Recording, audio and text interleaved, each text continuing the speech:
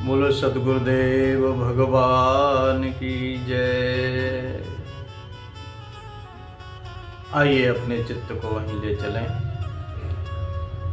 जहाँ पर धुंधकारी को मार करके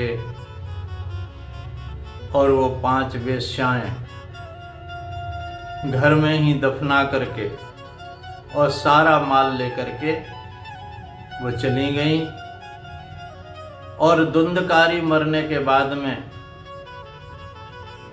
प्रेत बन गया। उधर गोकर्ण जी को तीर्थ यात्रा में पता चला किसी के द्वारा कि वहाँ तो जो धुंधली तुम्हारी माता जी थी वो तो कुएं में गिर करके मर गई। धुंधकारी ने मारा, एक दिन पिटाई की।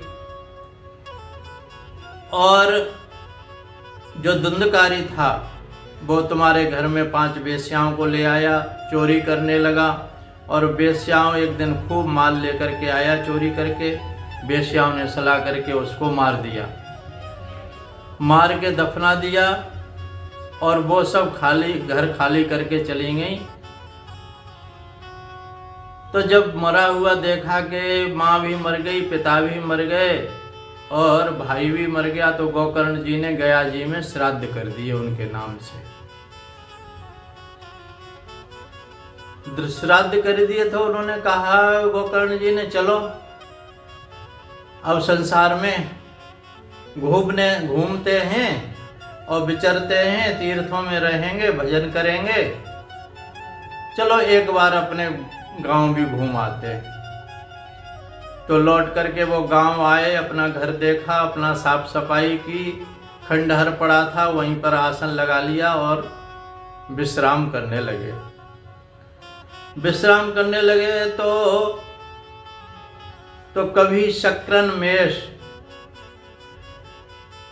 कभी बकरा बन जाए, कभी हाथी बन जाए, कभी भैंसा बन जाए, कभी आग जलने लगे, कभी इंद्र बन जाए, कभी ऐसे ऐसे उग्र रूप धारण करने लगा धुंधकारी। क्योंकि धुंधकारी वहीं गाड़ा गया था, वहीं मरा था, तो वो और कहीं गया नहीं। जो प्रेत बन गया तो वहीं पर भूत बन करके पड़ा हुआ है।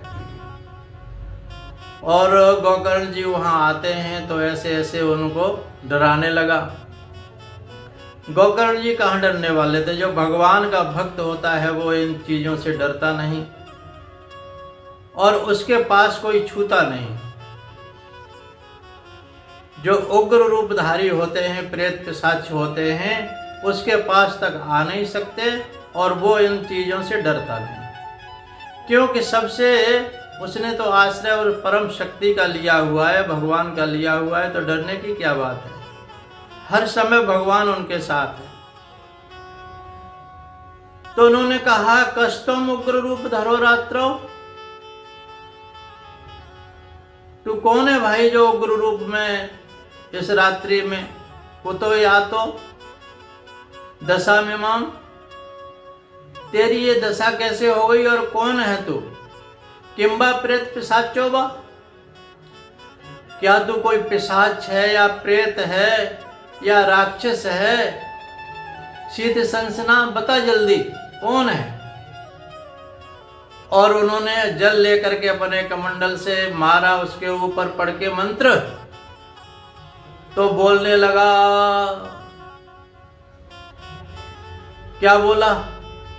अहम भ्राता तुदीयोस्मि धुंधकारी नामता, सुकीये नैव दोषेण ब्रह्मत्वं नाशितं मया। हे भैया, हे करुणा सिंधो, हे संत जी, मेरा उद्धार करो, है उद्धार करो। मैं तुम्हारा भाई हूं धुंधकारी, और सुखीये नैव दोषेण, मेरे अपने ही कुकर्मों के कारण मैं दुखी हुआ हूँ, मैं प्रेत योनि में पड़ा हूँ और बहुत दुख झेल रहा हूँ। दिन रात मैं दुखी रहता हूँ, कहीं खाने को नहीं मिलता, कहीं पीने को नहीं मिलता, कहीं ठहरने को नहीं मिलता। थोड़ी सी हवा तेज चले तो कोसों दूर निकल जाता हूँ। फिर लौट के मैं धीरे धीरे आ पाता हूँ। यहाँ पर बहुत दुखी हूँ भैया, मेरा उद्धार करो।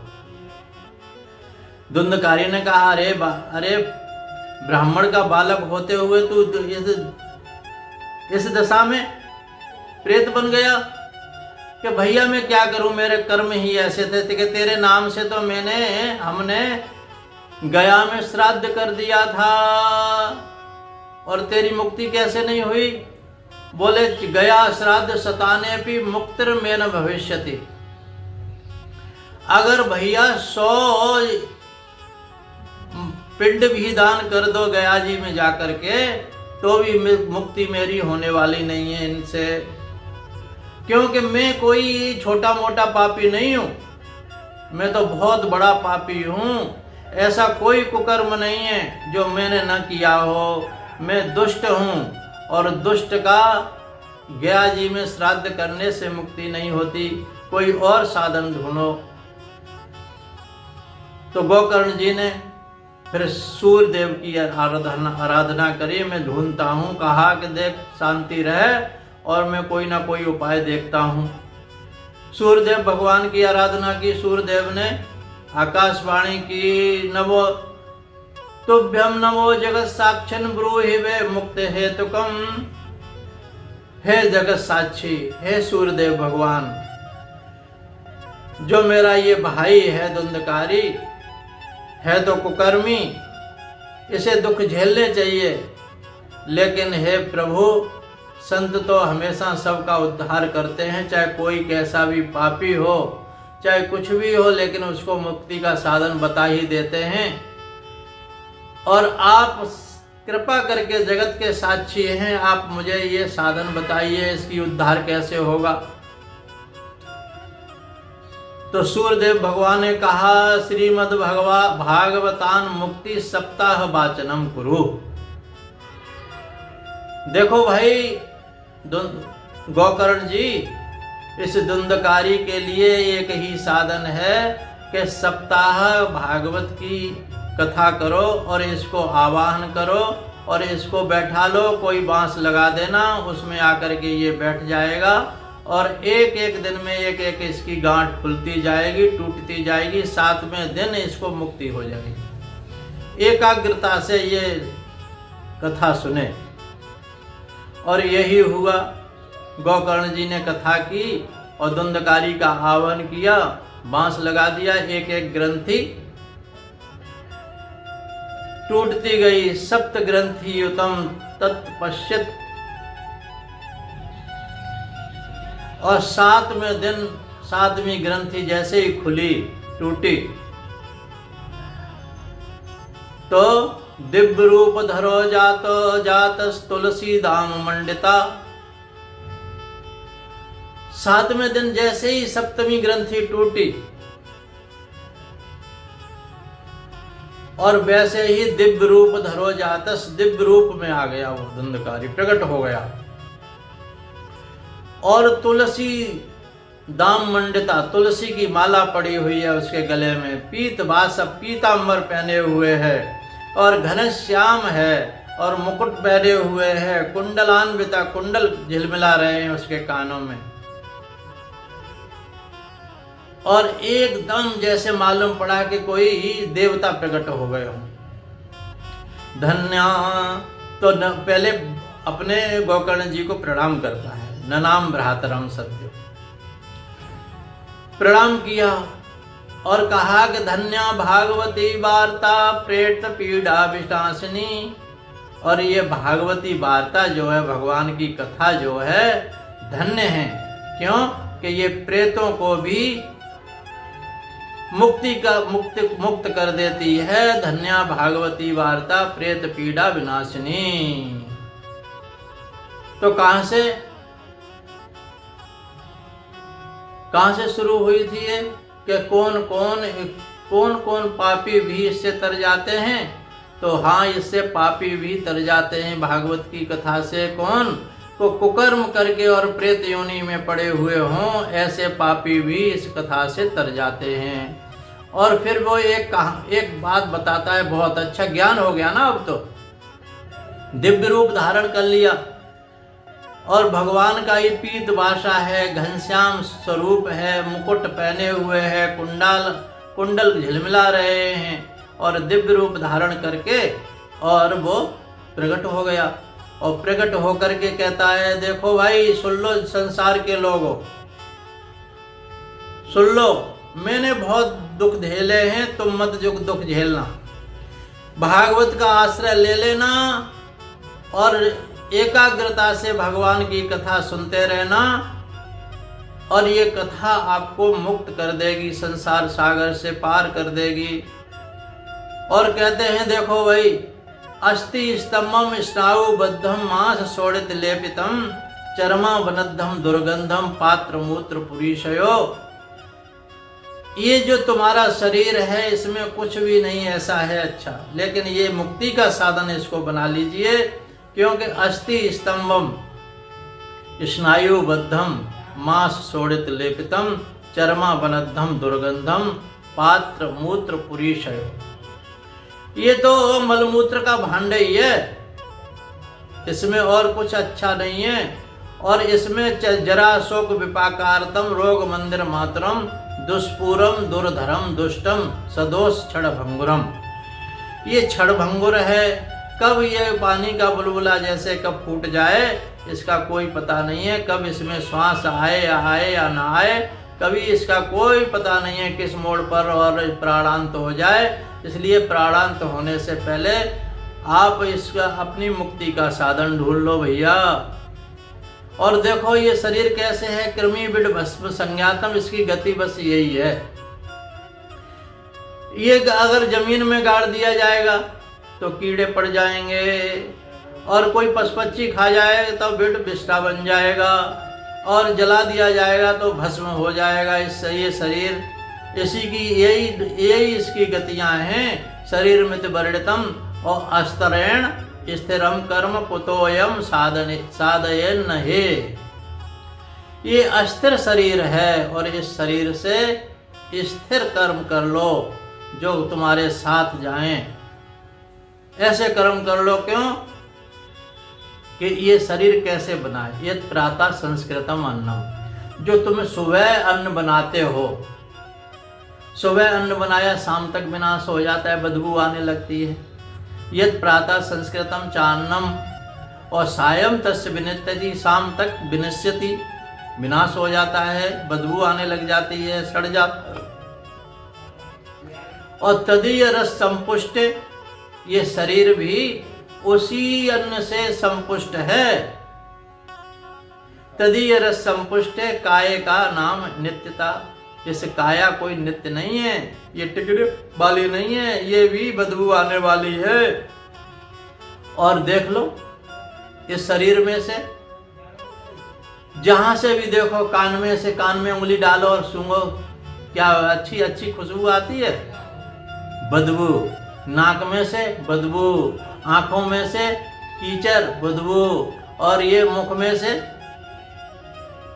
लार ये बदबू, और सब में से और तो और ये रोम में से बदबू निकलती है शरीर की। तुम चाहे कितने भी फुहारे मारते रहो फिर भी ये शरीर बदबू ही देता है, बदबू। क्यों?